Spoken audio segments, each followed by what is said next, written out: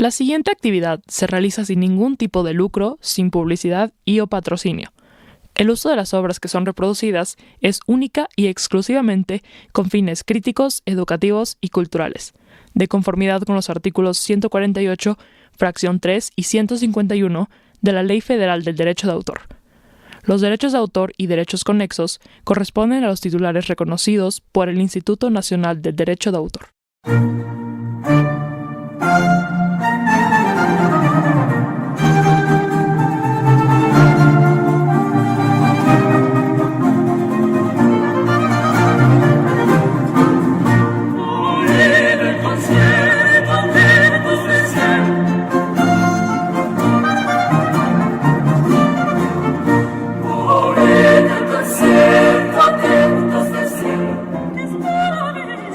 En perseguirme, mundo, ¿qué interesas? ¿En qué te ofendo cuando solo intento poner bellezas en mi entendimiento y no mi entendimiento en las bellezas? Como en un buen guiso, bellezas en mi entendimiento ofrece en perfecto concierto el amplio abanico de saberes, sabores, pensares y decires de la oferta educativa de la Dirección General de Educación Continua de la Universidad del Claustro de Sor Juana. Provecho.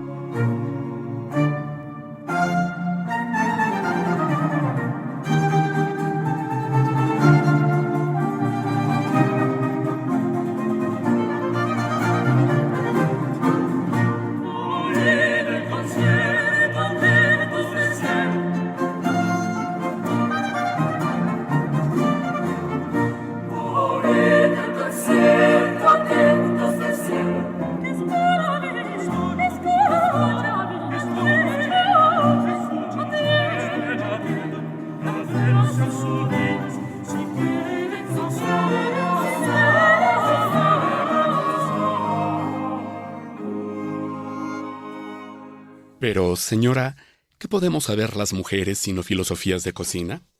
Bien dijo Lupercio Leonardo, que bien se puede filosofar y aderezar la cena. Y yo suelo decir viendo estas cosillas, si Aristóteles hubiera guisado, mucho más hubiera escrito. ¿Qué tal, queridas amigas, queridos amigos? Soy Roberto Ruiz Guadalajara, su anfitrión en este programa, cuya primera emisión hemos querido iniciar con una cita de la 10ª musa, para todos aquellos que tenemos el privilegio de trabajar en la Universidad del Claustro de Sor Juana, nuestra musa, cita tomada de su famosa respuesta a Sor Filotea de la Cruz. Pero antes de explicar el porqué de este atrevimiento, quiero presentar a quien será a lo largo de los próximos minutos mi cómplice en esta aventura radiofónica, la maestra María Teresa Atrián Pineda, directora general de Educación Continua de nuestra universidad. Querida maestra, bienvenida. Mil gracias, querido maestro Ruiz Guadalajara. Encantada de estar en este espacio donde se conversará sobre los distintos temas que ofrecemos en educación continua en el claustro. La verdad es un gusto que arranquemos este proyecto radiofónico del área de educación continua que se enriquecerá, pues bueno, no solo con su cultísima participación maestro, sino también con la participación de profesorado y estudiantado de educación continua. Muchas gracias. Pues esperamos que sea verdaderamente todo un éxito nuestro programa, maestra. Y bueno, quisiera comenzar comentando algo en relación con el villancico que nos sirvió de cortinilla de entrada. Hay que recordar que es un villancico cuya música fue escrita por el maestro de capilla de la Catedral de Sucre. Él fue maestro de capilla, me estoy refiriendo a Manuel de Mesa y Carrizo, en el tercer cuarto del siglo XVIII, y para el cual utilizó una versión alterada de uno de los villancicos escritos precisamente por Sor Juana Inés de la Cruz, que comienza en su versión original diciendo «Silencio, atención, que canta María». En su versión musical, el villancico comienza diciendo «Oíd el concierto». Y quise utilizarlo para comenzar precisamente por esta expresión, concierto. ¿Qué es un concierto? Hay que recordar que el término concierto viene a su vez del término concertare, que significa poner de acuerdo. En la música, poner de acuerdo sonidos, voces, coordinar, ordenar, armonías, contrapuntos, etcétera, etcétera. De la misma manera que se hace, por ejemplo, con los ingredientes en una comida. Y la intención de esto tiene que ver precisamente, como usted señalaba, con la enorme variedad de temas que vamos a abordar a lo largo, no solamente de este programa, sino de muchos programas, tratando de encontrar relaciones ocultas, relaciones misteriosas. En ese sentido, dígame, maestra, ¿le gusta Borges?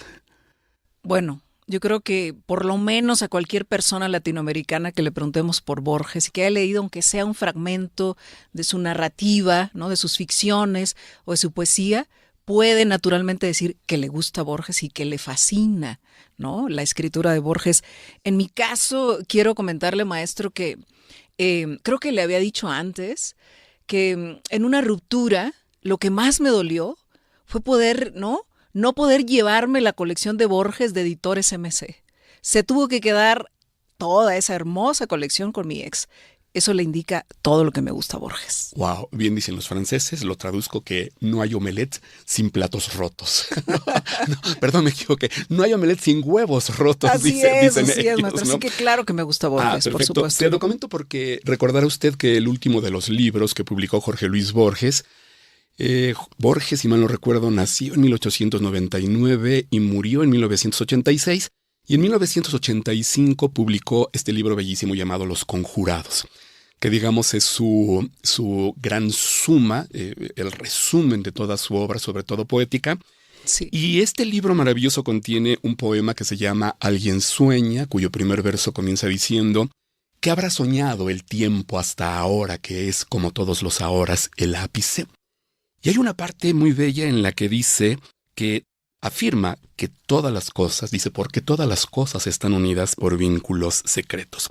Y como le decía, en gran medida de eso se trata este programa, que busca ser un reflejo de las actividades desarrolladas por la Dirección de Educación Continua del Claustro de Sor Juana, a cuyo frente está precisamente usted.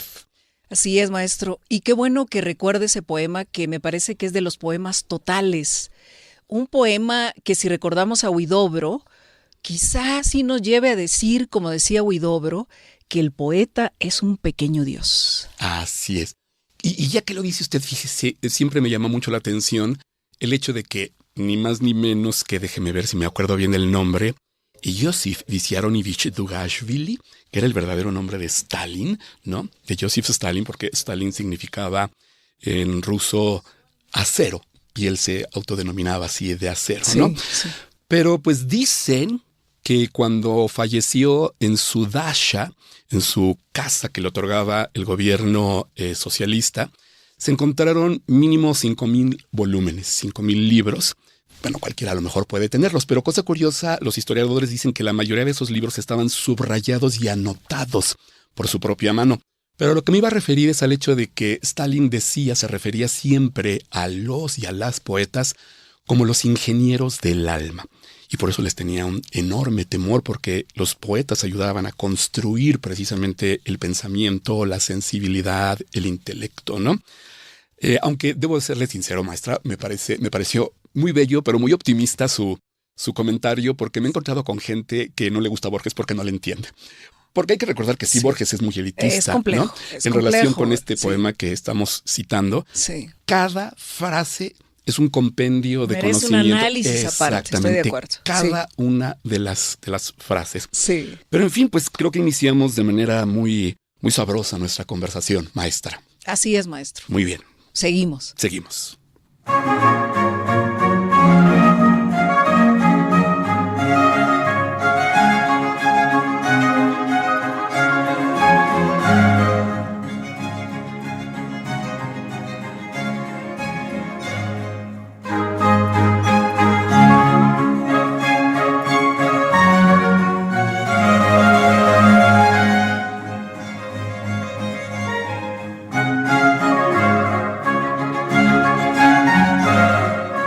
Pues regresamos, maestra, y creo que la emoción nos poseyó y comenzamos a un tempo presto con fuoco, razón por la cual nuestro productor, el maestro Santiago Fernández, nos ha pedido que le bajemos unas rayitas al metrónomo. Muy bien. Nosotros encantados de la vida.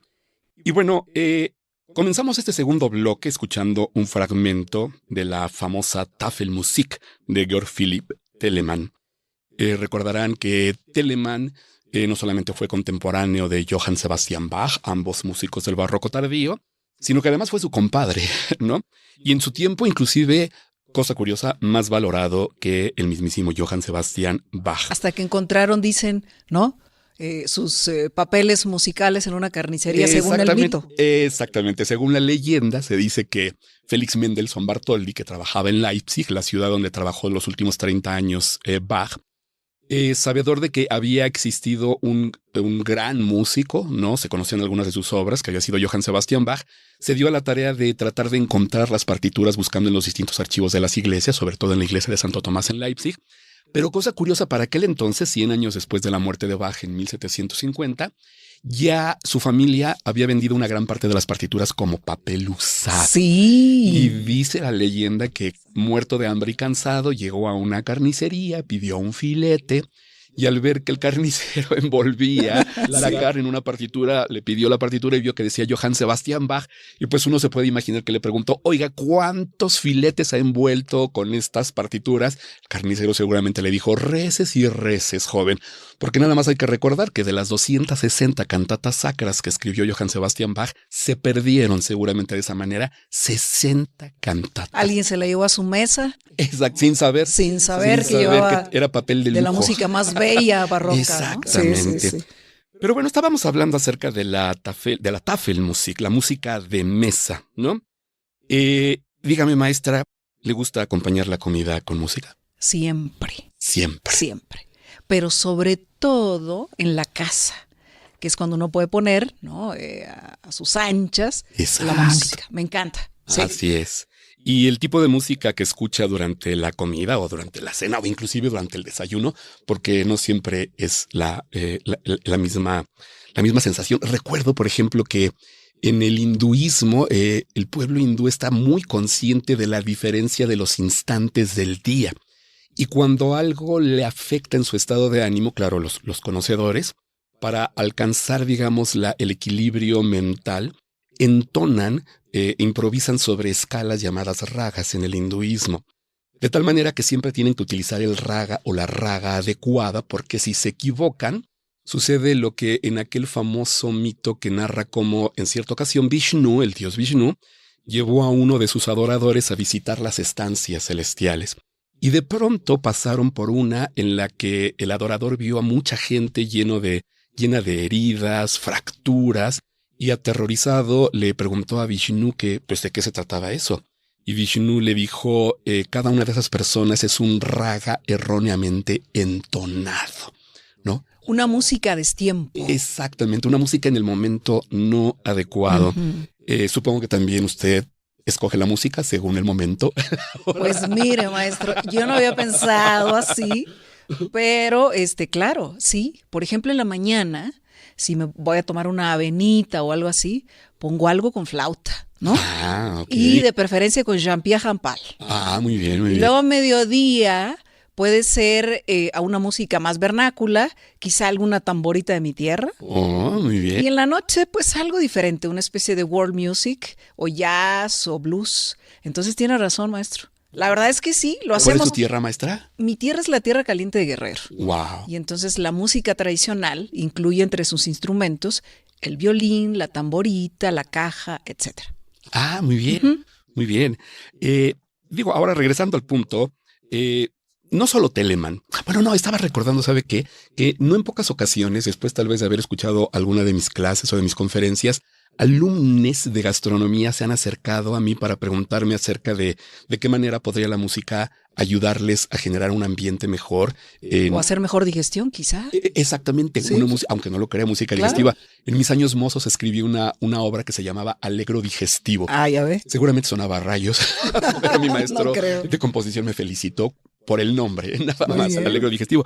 Pero le decía que, bueno, en Alemania, en el periodo barroco, no solamente Telemann, sino un compositor lamentablemente poco conocido como Heinrich Ignaz Franz von Bülow, escribió también Tafelmusik. Y en Francia, ni más ni menos que Jean-Baptiste Lully, recordará usted, uno de los principales músicos de Luis XIV, el Rey Sol, ¿no? Sí. Y cosa curiosa, todavía en épocas posteriores, hasta el mismísimo Beethoven, en 1792, cuando tenía 22 años, y a lo mejor por eso, escribió un octeto para vientos, para alegrar ni más ni menos que la mesa del elector de Bonn, la ciudad donde él nació.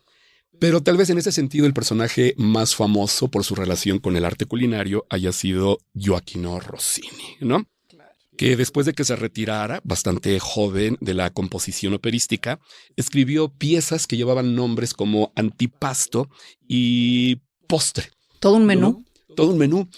Usted me platicaba también en alguna ocasión que tenía una especie de grupo en la que realizaban comidas y las comidas estaban amenizadas por música de ópera, ¿no? Sí, fíjese que íbamos a cenar con unos amigos melómanos completamente, que la cena la preparaban en relación con la ópera que íbamos a estar escuchando mientras cenábamos. Y hacían una especie de cena venganza con unos vecinos que tenían. Los vecinos hacían la fiesta en la madrugada con salsa, ¿no? Y entonces ellos se levantaban muy temprano a preparar la cena que después comeríamos con ópera. Entonces era una batalla de música y a esa llegamos nosotros, pues sí, a comer y a escuchar música relacionada con la comida, con la gastronomía. Así es, maestro. ¡Qué maravilla! Qué lástima que el vértigo de nuestra época nos haya llevado a olvidar la importancia del placer de los sentidos y sobre todo de la lentitud, como dicen los checos que debe decirse Milan Kundera, ¿no? En esta novela maravillosa llamada La lentitud, él reflexiona a lo largo de la misma acerca de cómo hemos olvidado el placer de la lentitud en todos sentidos. O como dirían los franceses, la imposibilidad de perder el tiempo. Exactamente, ¿no? Exactamente. Qué lástima, por ejemplo, que se nos haya olvidado el placer de escuchar divertimentos y serenatas, ¿no? Por ejemplo, nada más por el placer de estar en un ambiente al aire libre. Inclusive recordará usted a este maravilloso compositor Erik Satie, ¿no? Claro. Famoso sobre todo por una obra, ¿no? Gimnopedia. Exactamente, la Gimnopedia número 1. Sí. Pero que fue todo un personaje además que vivió, digamos, enamorado de esta maravillosa pintora, Suzanne Valadon, ¿no? A quien le debemos el único retrato pictórico de Erik Satie, ¿no? Y él inventó el término de música de mobiliario. De hecho, tiene toda una especie como de... Musique de meublement. Exactamente, como de manifiesto, en donde dice que uno no debe permitir casarse o cenar o irse a acostar sin haber escuchado música de mobiliario, ¿no? Entonces, pues sigamos con nuestra charla después de esta pausa, ¿le parece, maestra? Con mucho gusto. Muy bien.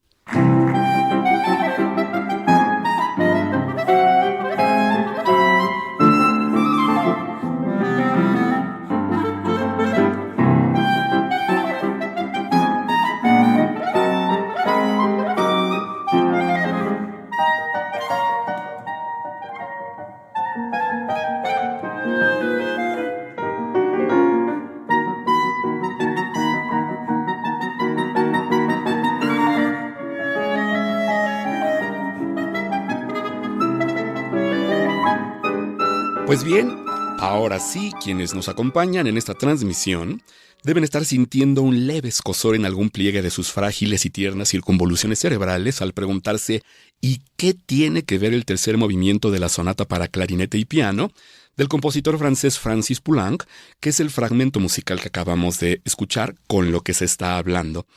Bueno, permítanme explicarles y para hacerlo quisiera preguntarle, maestra, seguramente usted recuerda ese pasaje de la primera de las 7 partes en las que se divide la magnífica obra, la ingente obra de... Amplísima obra, titánica, En busca del tiempo perdido de Marcel Proust, y que lleva por nombre Por el camino de Swann y que dio pie al llamado efecto Proust. Con mucho gusto, maestro. ¿Nos puede hacer el favor de leer ese fragmento, maestra? Sí, a ver, ¿dónde, Mire, ¿dónde está? Comienza aquí y termina acá. Será un placer escucharla. Bueno, hacía ya muchos años que no existía para mí de Combray más que el escenario y el drama del momento de acostarme, cuando un día de invierno, al volver a casa, mi madre, viendo que yo tenía frío, me propuso que tomara, en contra de mi costumbre, una taza de té. Primero dije que no, pero luego, sin saber por qué, cambié de opinión. Mandó mi madre por uno de esos bollos cortos y abultados que llaman magdalenas, que parece que tienen por molde una valva de concha de peregrino. Y muy pronto, abrumado por el triste día que había pasado y por la perspectiva de otro tan melancólico por venir, me llevé a los labios unas cucharadas de té en el que había echado un trozo de magdalena. Pero en el mismo instante en que aquel trago con las migas del bollo tocó mi paladar, me estremecí. Fija mi atención en algo extraordinario que ocurría en mi interior. Un placer delicioso me invadió, me aisló, sin noción de lo que causaba. Y él me convirtió las vicisitudes de la vida en indiferentes, sus desastres en inofensivos y su brevedad en ilusoria. Todo del mismo modo que opera el amor, llenándose de una esencia preciosa. Pero mejor dicho, esa esencia no es que estuviera en mí, es que era yo mismo. Dejé de sentirme mediocre, contingente y mortal.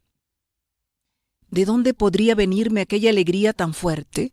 Me daba cuenta de que iba unida al sabor del té y del bollo, pero le excedían mucho y no debía de ser de la misma naturaleza. ¿De dónde venía y qué significaba? ¿Cómo llegar a aprenderlo? Bebo un segundo trago, que no me dice más que el primero, luego el tercero, que ya me dice un poco menos. Ya es hora de parar, parece que la virtud del brebaje va disminuyendo. Ya se ve claro que la verdad que yo busco no está en él, sino en mí.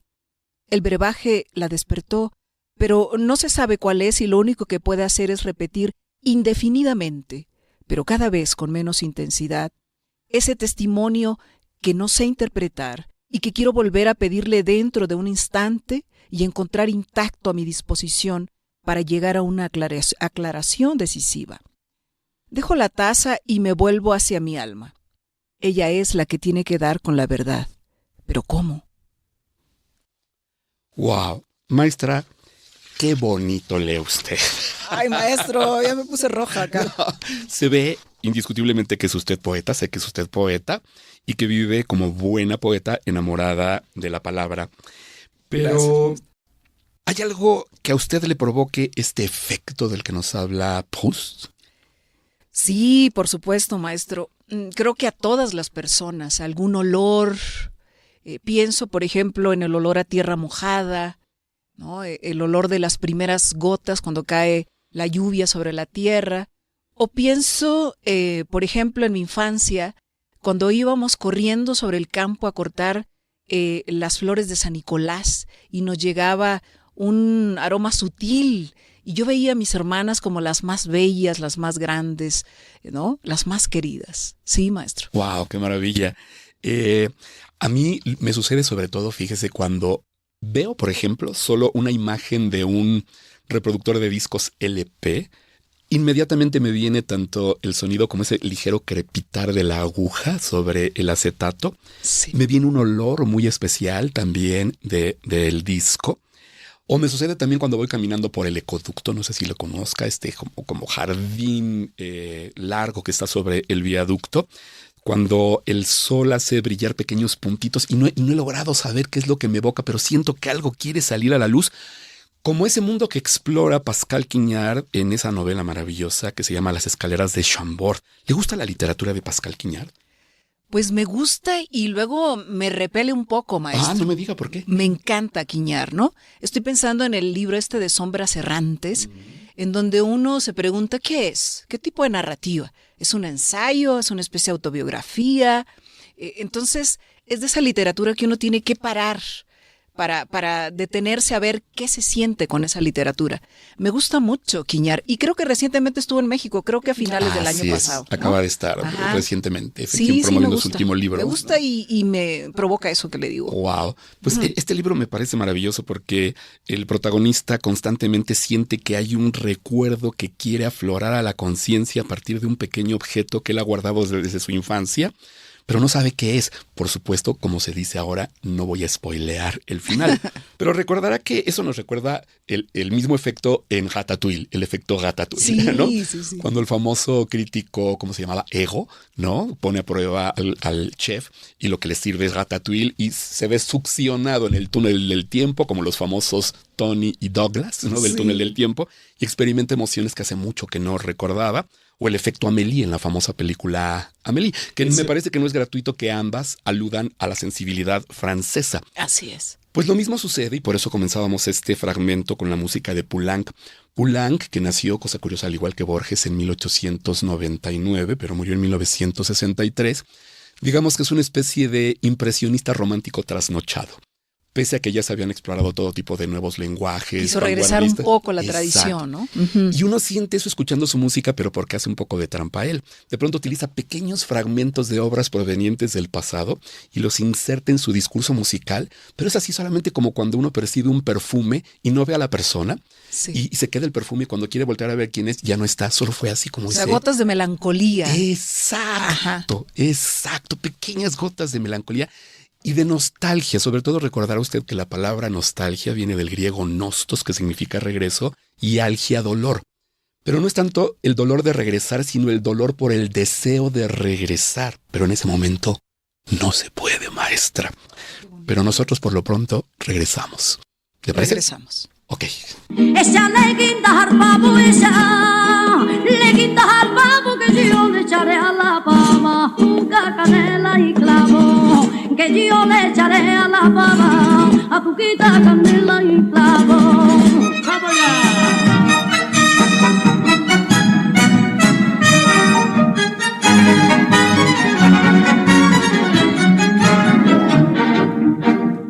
Bueno. La gente debe estar exclamando Kyrie eleison, Señor, ten piedad, porque han de decir, apenas empiezan y ya enloquecieron. ¿A qué me refiero? ¿Qué tiene que ver la famosa faraona Lola Flores cantándole Échale guindas al pavo en este programa? Tal vez haya visto usted esta película, una de tantas versiones, Morena Clara, pero sobre todo la de 1954, con esta cantante maravillosa, como decía, conocida como la faraona, en donde canta esta pieza, esta bulería, cuya letra dice, échale guindas al pavo, que yo le echaré a la pava azúcar, canela y pavo, ¿no? Y clavo, perdón, y clavo. Usted sabe qué son las guindas, maestra. Pues fíjese que lo supe de niña, porque guinda, decimos, bueno, guinda es un color.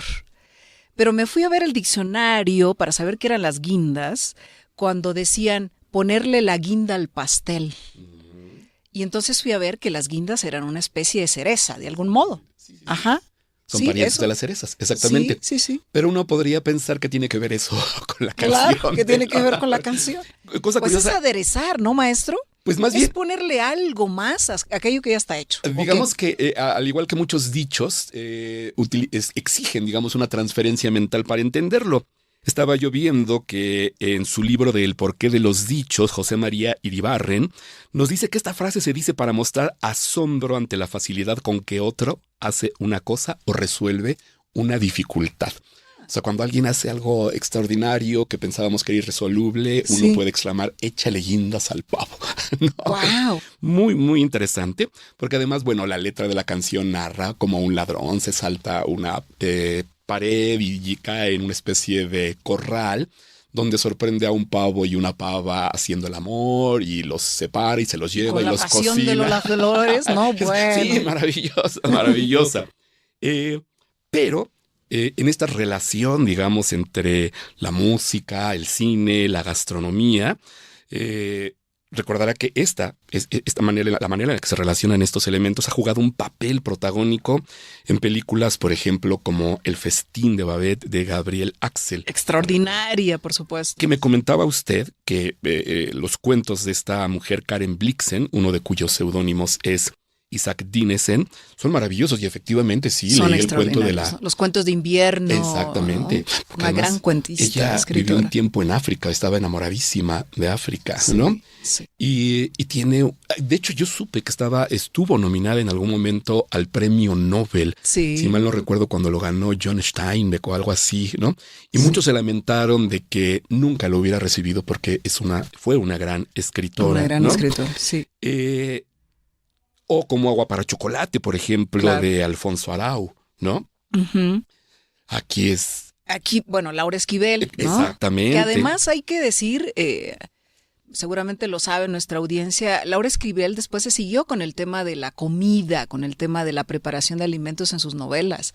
Después de agua, ¿no? Como agua para chocolate hizo otras cosas relacionadas. ¿Sí? Que quedaron, digamos, detrás de su Claro, fama, claro. debido no solamente al libro, sino después a la película, Sí, sí, ¿no? sí. Recordará usted también, por ejemplo, de este gran cineasta británico Peter Greenaway, El cocinero, el ladrón, su esposa y el amante. Uf, claro que sí. Y los Sí. colores que usa, ¿no? Los colores. Los colores son determinantes. Así es, para cada ¿no? tema tratado, sí. Y sobre todo este despertar de los sentidos en todos sentidos, válgase la redundancia, Sí. porque de pronto hay una escena terrible donde la carne se echa a perder en el interior de un camión y otra escena donde lo que les sirven a los invitados es el cadáver Sí. del malhechor de la película, ¿no? Pero ¿por qué no citar también, por ejemplo, la película que mencionábamos hace un momento, Ratatouille, ¿no? Sí. Bueno, ahí sí, maestro. Solo he visto la película.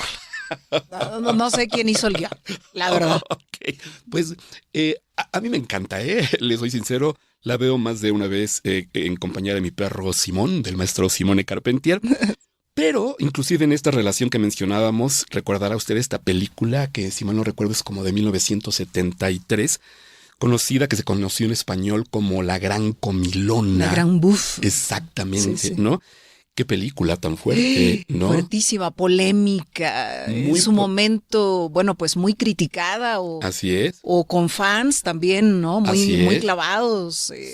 Brutal y fascinante. Brutal, hay que recordar una película en la que participó Marcello Mastroianni, Marcello, sí. Hugo Tognazzi, por ejemplo. O sea, no era una película de segunda fila, ¿no? No. Que además el tema es interesante, un grupo de amigos cansados de la vida, pero que son grandes, digamos, sibaritas, Sí. deciden suicidarse, aislándose en una especie de villa, y deciden suicidarse, pero comiendo hasta Con los reventar. placeres a la mano. Exactamente, Ajá. ¿no? Pues de eso se trata precisamente también, de eso se tratan las actividades que usted desarrolla al frente de la Dirección de Educación Continua, establecer todo este tipo de relaciones, abrir cursos. De ¿no? saberes y sabores. Saberes y sabores. Ajá. Maestra, usted viene muy inspirada. Me siento apenado. ¿Qué le parece si nos vamos a una pequeña transición? Vamos. Vámonos.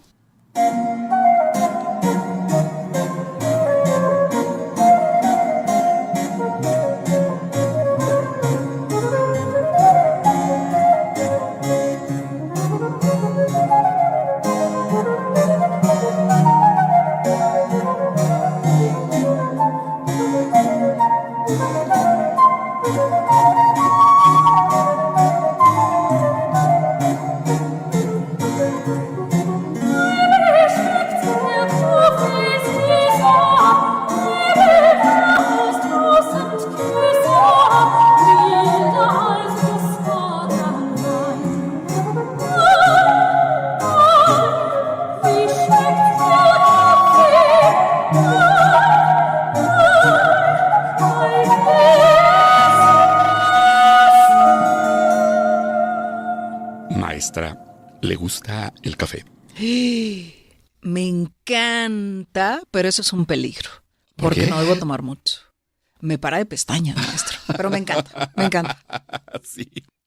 ¿Qué tiene que ver esto con nuestro programa? Bueno, pues que estábamos escuchando precisamente un fragmento de la famosa cantata del café de Johann Sebastian Bach. Hace un momento mencionábamos las cantatas de Bach. Cuando comentaba que había escrito 260 cantatas, me refería a las cantatas sacras, Sacras. porque además escribió algunas cantatas profanas. Una de ellas, la cantata del café. Qué cosa curiosa, sí, cuando se consultan las grabaciones que hay en YouTube, se ve como si fuera una pequeña operita. Efectivamente, Bach nunca escribió óperas, no porque no hubiera querido, sino porque nunca se dieron las circunstancias. Pero sus cantatas profanas bien pueden ser representadas como pequeñas piezas operísticas, y un ejemplo de ello es la cantata del café. Además de muy simpática, Bach tenía un humor, pese a lo que uno pudiera pensar, extraordinario, ¿no? Sí, los pensamos como muy solemnes a estos Así, compositores, no, ¿no? no, no. Sentados así, rodeados de los tubos. No. Bach, de verdad, en sus cantatas profanas revela un exquisito humor. Y en este caso, la historia contenida en esa cantata nos narra cómo la hija de un hombre es adicta al café y no puede conseguir novio, no puede conseguir un prometido porque su padre la amenaza de que nunca lo va a conseguir si sigue tomando tanto café, ¿no? Y casi le hace prometer que no va a volver a tomar café para que se pueda casar, pero ella termina diciendo que el hombre que se quiera casar con ella deberá de firmar en el acta de matrimonio que nunca le impedirá tomarse mínimo al día 3 tacitas de café. Claro. Mínimo, ¿no? O sea, el café prohibido como era prohibido el chocolate, ¿no, maestro? Sí, efectivamente, ¿no? Y en ese sentido, por ejemplo, recordará usted hace un momento hablábamos de esa relación de los sentidos. Sí. Y dentro de la poesía recordará usted ese poema de Charles Baudelaire, que es realmente todo un manifiesto de la poesía simbolista, sobre todo porque alude a las relaciones sinestésicas que van a ser tan importantes en el arte simbolista. Y como yo sé, maestra, que usted habla un francés exquisito. No, maestro. Le voy a pedir, por favor, que lea los versos. Estos versos nada más de ese poema, Correspondencias, y si después nos hace favor de leer la traducción. Déjeme aclararme la garganta tantito. Vamos. Correspondance. Il est de parfums frais comme des chairs d'enfants, doux comme les sauts de bois, verts comme les prairies, et d'autres corrompus, riches et triomphants. Agent l'expansion des choses infinies, comme l'ambre, le musc, le benjoin et l'encens, qui chantent le transport de l'esprit et des sens. Voilà. Oh, mon Dieu. Maestra, no solamente lee usted muy bonito en español, sino que al escucharla leer en francés me recuerda ese primer verso que por supuesto no me voy a atrever a decir frente a usted en francés, ese poema bellísimo de Paul Verlaine que se llama Arte Poética, en donde dice claramente, ante todo, la música. O sea, lo primero en lo que debe de pensar quien escribe un poema es en la música, en la musicalidad. Completamente de acuerdo. Y recordará usted, digamos, que el gran padre del simbolismo en la poesía, Stéphane Mallarmé, se dice que en esas reuniones que organizaba, donde daba sus grandes lecciones de estética, hablaba de sus procesos creativos y comenzaba de la misma manera. Por ejemplo, Mallarmé decía, ok, como que tengo ganas de escribir un poema, perdón por la expresión, bueno, erotique, cachondito, ¿no? Y se preguntaba a él, ¿qué ritmos tienen esta cualidad, digamos, sensual, erótica, ¿no? Ravel, por supuesto, Maurice Ravel, le hubiera dicho, ¿qué le parece un tan paracatán, claro, tan, sí, tan, el clasiquérrimo. Paracataracataracatán. Uf, qué ritmo tan maravilloso, ¿no? Sí. Y entonces dicen que Mallarmé comenzaba a coleccionar, a buscar palabras que tuvieran esos ritmos, y ya que encontraba muchas palabras, comenzaba a mezclarlas, pero siempre a partir de la musicalidad, ¿no? Que es una reflexión que por supuesto ya hace también Edgar Allan Poe en su famosa filosofía de la composición, ¿no? Sí. Él se fija mucho en el ritmo. Pero yo diría, me atrevería a decir que incluso desde la poética de Aristóteles está claro, ahí, ¿no? La necesidad de la palabra, de la frase, del ritmo, de la pertinencia, diría, ¿no? El sabio. Así el viejo Estagirita. No es gratuito que los griegos, entre las distintas acepciones que manejaban de la palabra música, una de ellas se refiriera a la conjunción de la danza, la música y la poesía, porque ya lo veremos en algún programa, las tres son formas de construir el tiempo y el espacio con el movimiento, y las tres comparten esa cualidad de la música, sobre la cual reflexionaron mucho los griegos, que es el ethos, la capacidad de la música para influir en el estado de ánimo, ¿no? En los actos. En los actos, por supuesto, también, por supuesto, y eso lo sabían muy bien los retóricos, ¿no? Los grandes sofistas sabían muy bien el impacto que tenía la palabra, el gesto, la sonoridad, la música, a la hora de tratar de convencer y de persuadir a la gente. En ese sentido, regresando a la idea de la sinestesia, tal vez recuerde usted a algún artista con esta condición. Por ejemplo, me viene a la memoria Alexander Scriabin, ¿no? O Kandinsky. Efectivamente, ¿cómo olvidar ese fragmento bellísimo de este libro llamado Mirada Retrospectiva, uno de los últimos textos que escribió Kandinsky, en donde describe esta visión que tiene de Moscú y cómo los colores y la luz del sol en cierto momento hacen que afloren en él sonidos muy claros de instrumentos. De hecho, es una teoría que desarrolla de lo espiritual en el arte. También es un pasaje bellísimo. De hecho, me hace llorar cada vez que lo leo, ese pasaje de este libro. Sí. Pero recuerdo también, por ejemplo, no me vaya a criticar, maestra, Lady Gaga, por ejemplo. Bueno. Lady Gaga tiene también esta condición sinestésica. Marilyn Monroe. Marilyn Monroe, efectivamente, también tenía... Que tendríamos que verla con otros ojos, ¿no? Claro. Una gran lectora de poesía, además. No solamente es una mujer muy inteligente, ¿no? Muy ávida de conocimiento. Sí. Que lamentablemente, pues, es recordada como una mujer frívola y superficial, ¿no? Pero era muy, muy inteligente. Y además que tenía esta cualidad, la sinestesia. Exactamente. Que usted me comentaba que de pequeña tenía un poco esa condición, ¿no? Sí, maestro, pero yo creo que ya se acabó, pero sí, algo queda, porque veo los números con ciertos colores. Los números pares son beige y los números impares son verdes, por ejemplo. Wow. Sí, porque hay muchas modalidades, digámoslo así, de la sinestesia, ¿no? No solamente es la gente que al escuchar sonidos percibe colores, lo cual puede llegar a ser inclusive para algunos muy incómodo, ¿no? Puede provocar hasta cierto sufrimiento, sino que también se da en relación con las letras, por ejemplo, con los números, ¿no? De hecho, Kandinsky al final en una nota a pie de página de En lo espiritual en el arte, habla de una persona que cuando comía, cuando probaba cierta sopa, decía, esta sopa me sabe a azul, ¿no? Sabores y colores, ¿no? Y eso me recuerda precisamente estas pinturas, algunas pinturas en la historia del arte, que al mostrarnos comida, despiertan en nosotros estas sensaciones relacionadas con otros sentidos. Como por ejemplo, recordará usted el famoso cuadro de Olga Costa, esta pintora de origen alemán, nacionalizada mexicana, que en realidad se llamaba Olga Kostakovich, si mal no recuerdo.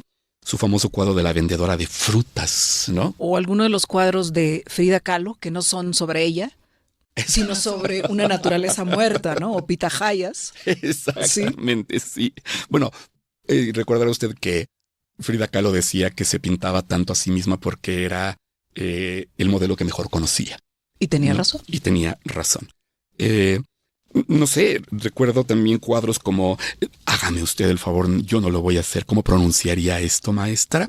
Es de este cuadro de Antoine Volon. Mot de Beurre. Que recuerda que es como una especie de cerrito de mantequilla. Sí, es un poco incómodo ese cuadro, ¿no? ¿Por qué? No sé, es como una naturaleza un poco chabola. Pero, no sé, a mí sí me evoca con toda precisión como el olor y la textura de la mantequilla. Sí. Qué cosa curiosa, me recuerda también ese comentario que Van Gogh le hace a su hermano Theo en una de sus cartas, cuando de pronto dice que iba por el campo y vio una choza del color de la mantequilla fresca, ¿no? ¡Wow! ¡Qué maravilla! ¡Qué maravilla! Qué símil, ¿no? Exactamente, que me recuerda también ese bellísimo cuento de Marguerite Yourcenar, que habla de cómo murió el pintor Wang Fo, en ese pasaje en el que su discípulo Lin descubre que el color de la pared de su casa no es anaranjado, sino que tiene el color de las naranjas cuando comienzan a pudrirse.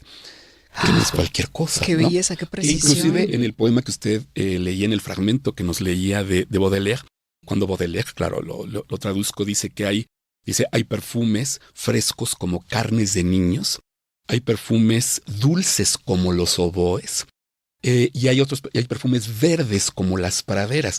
O sea, no solamente verdes, sino verdes como las praderas. No solamente frescos, sino frescos como es fresca la carne de un niño. Y lo más genial en el proceso sinestésico es ese momento en el que dice dulces como los oboes, es decir, apela a lo olfativo, a lo gustativo y a lo auditivo. Pues el poeta Lipo, cuando se ponía a la orilla del río a tomar vino, hacía este tipo de símiles también. Decía, pasa por aquí, cruza por aquí un río amargo, como el vino que estoy tomando. ¡Wow! Sí, digo, no es gratuito que muriera intentando abrazar a la luna, ¿no?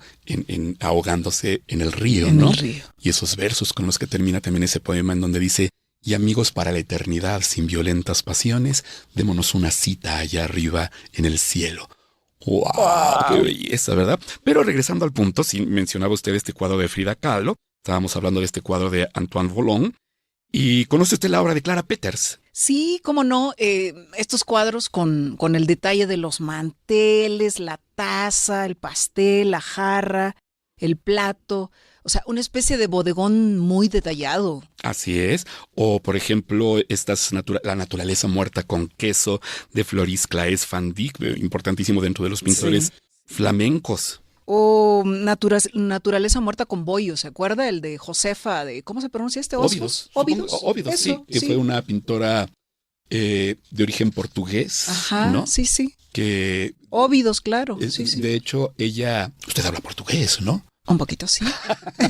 De hecho, ella tuvo una influencia muy importante en la pintura de bodegón en España. Pero me viene a la memoria este pintor de Tlaxcala, Armando Aguasti, con un cuadro que cuando uno lo contempla, perdón por la expresión, pero babea, el mole. No lo conozco ese maestro, voy a ir a verlo. Véalo, Sí. maestra, gran cuadro, ¿no? Estaba pensando eso, ¿no? Mm. Los bodegones y las naturalezas muertas que nos recuerdan, pues, lo que comemos, ¿no? Lo que muere para que comamos. Sí. ¿También? Exactamente. Le gusta, por ejemplo, Puesto de jugos con letreros y Cocina verde con arroz al horno de Elena Climent. Me encantan las pinturas de Elena Climent. Qué bueno, maestra. Me encanta uno, por ejemplo, donde está un mantel muy mexicano, muy florido, así rojo, y un vaso sobre el mantel transparente, donde juega, ¿no? Con el dibujo, con el color, y entonces se transparenta el mantel, pero uno aprecia perfectamente el agua sobre el vaso. Me encanta. ¿Le gusta el arroz, maestra? Sobre todo el blanco con mucho ajo. Sí. A mí me fascina el arroz. Y en ese sentido hay que recordar que, digamos, un equivalente contemporáneo sería, por ejemplo, la fotografía de producto, que a veces la gente no reflexiona cuando le entregan la carta en un restaurante, de todo el arte que hay detrás del simple hecho de fotografiar unos chilaquiles. Por eso no podemos decir, tráigamelo igualito como está aquí en la foto, porque es un arte aparte, ¿no? Así es, ¿no? Sí.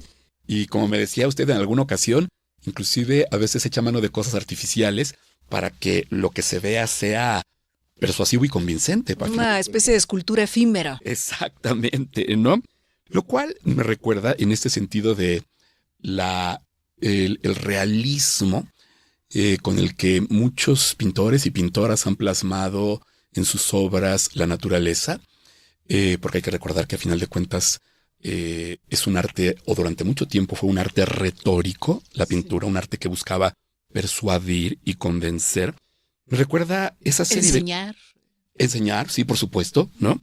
Me recuerda esa serie de pinturas de Giuseppe Arcimboldo, ¿no? Este pintor maravilloso Sorprendente, ¿no? Cómo construye rostros con frutas, con flores, con animales. Él era un gran botánico, era un gran conocedor de la naturaleza. De hecho, nada en sus cuadros es inventado. Cada flor, cada fruto, cada pez, cada mamífero que aparece ahí realmente es real, es absolutamente real, ¿no?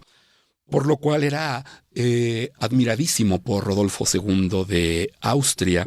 De hecho, este cuadro bellísimo de El Vertumno, el dios romano de las transformaciones, es un retrato de Rodolfo II de Austria que está relacionado a su vez con el conocimiento alquímico, lo cual me trae a la memoria, hablando precisamente de pintura y cocina alquímica, los cuadros de Leonora Carrington y Remedios Varo. Claro. Por ejemplo, ese cuadro de Leonora Carrington que se llama La cocina aromática de la abuela, ¿no? Claro. Y no sé si conozca usted precisamente las recetas alquímicas que elaboraban Remedios Varo y Leonora Carrington. Pues algo sé, sí, yo me clavaba horas viendo la exposición, alguna de las exposiciones magnas completas de Remedios Varo, entonces algo sé, pero a ver, díganos, maestro. Es que hay una receta muy interesante, voy a leer solo un fragmento porque es muy larga, que es una receta para provocar sueños eróticos. Los ingredientes son 1 kilo de raíz fuerte, 3 gallinas blancas, una cabeza de ajos, 4 kilos de miel, un espejo, 2 hígados de ternera, un ladrillo, 2 pinzas para ropa, un corsé con ballenas, 2 bigotes postizos y sombreros al gusto.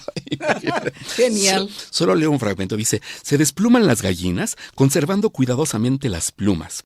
Se ponen a hervir en 2 litros de agua destilada o de lluvia sin sal y con la cabeza de ajos pelados y molidos. Se deja hervir a fuego lento, mientras hierven las aves, se coloca la cama oriental de noroeste a sudeste y se deja reposar con la ventana abierta. Se cierra la ventana media hora después y se coloca el ladrillo rojo bajo la pata izquierda de la cabecera de la cama que debe de estar al noroeste. Se deja reposar. Mientras reposa la cama, ráyese directamente sobre el caldo la raíz fuerte, teniendo cuidado de que las manos estén constantemente impregnadas por el vapor y bla, bla, bla. Es una receta simpaticísima. La alquimia. La alquimia, ¿no? Digo que era una gran conocedora de la alquimia, Remedios Varo, pero eso no le impedía jugar, exactamente. Jugar con estos elementos como lo hacía en sus cuadros. Transmutar. Exactamente. Muy bien, pues regresamos en un momento. Volvemos.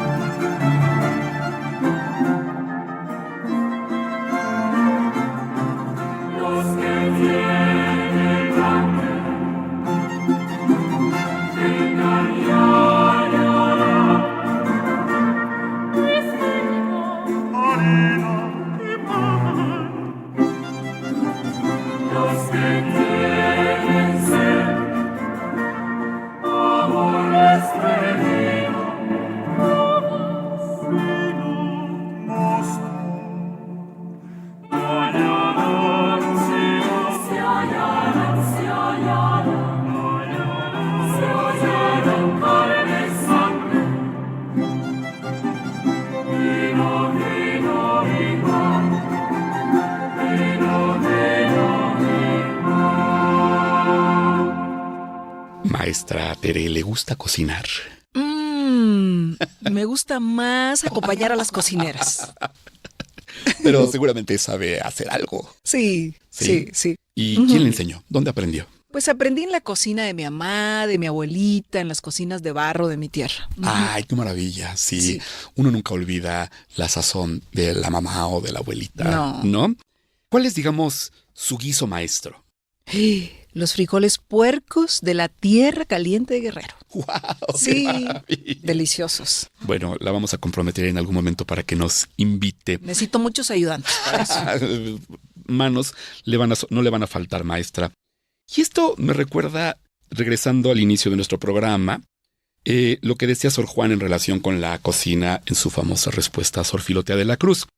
Cuando de pronto dice, pues, ¿qué os pudiera contar, señora, de los secretos naturales que he descubierto estando guisando? Veo que un huevo se une y fríe en la manteca o aceite y, por contrario, se despedaza en el almíbar. Ver que para que el azúcar se conserve fluida, basta echarle una muy mínima parte de agua en que haya estado membrillo u otra fruta agria. Ver que la yema y clara de un mismo huevo son tan contrarias que en los unos, que sirven para el azúcar, sirve cada una de por sí y juntos no. Por no cansaros con tales frialdades que solo refiero por daros entera noticia de mi natural y creo que os causará risa. Muy interesante, una vez más. Y regresamos a la cocina y a la gastronomía.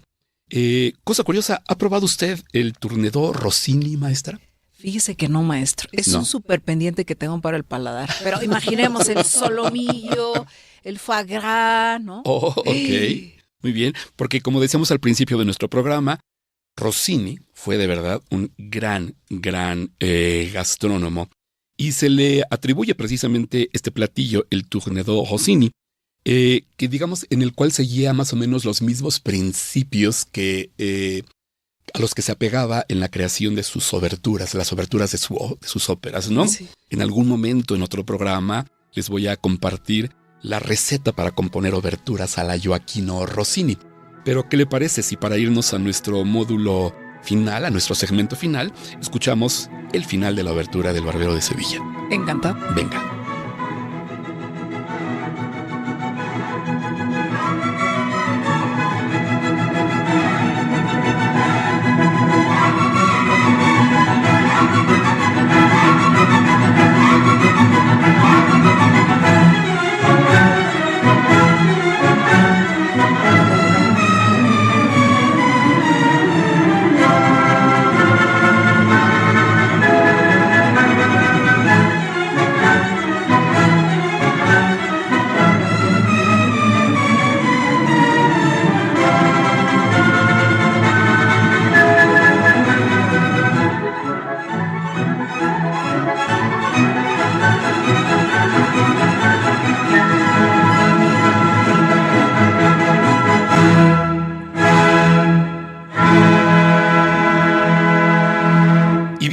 pues de la mano de este final maravillosamente excitante, al igual que todos los finales de las oberturas de Rossini, llegamos al final a su vez de nuestro programa, este primer programa, en el que hemos abordado, ¿estará usted de acuerdo, maestra?, una enorme cantidad de temas, por ejemplo, la gastronomía, La música, la historia del arte, psicología, la pintura, el cine, la literatura, la poesía, sobre todo, y que son algunas de las actividades que ofrece, de los temas que se ofrecen en las actividades desarrolladas en la Dirección de Educación Continua.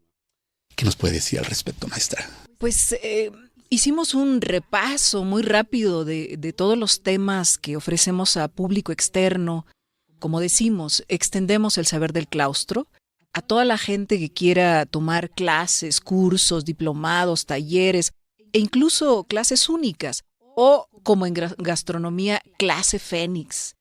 Entonces, yo quiero invitar a las personas que nos oyen a que le den un clic a la página web. Bueno, serían 2 clics, porque sería, ¿no?, en la sección de educación continua, y a que revisen en las redes sociales todo lo que el claustro ofrece para que continúen estudiando, actualizándose, alimentando el espíritu, los saberes, también las actitudes ante la vida, ¿no?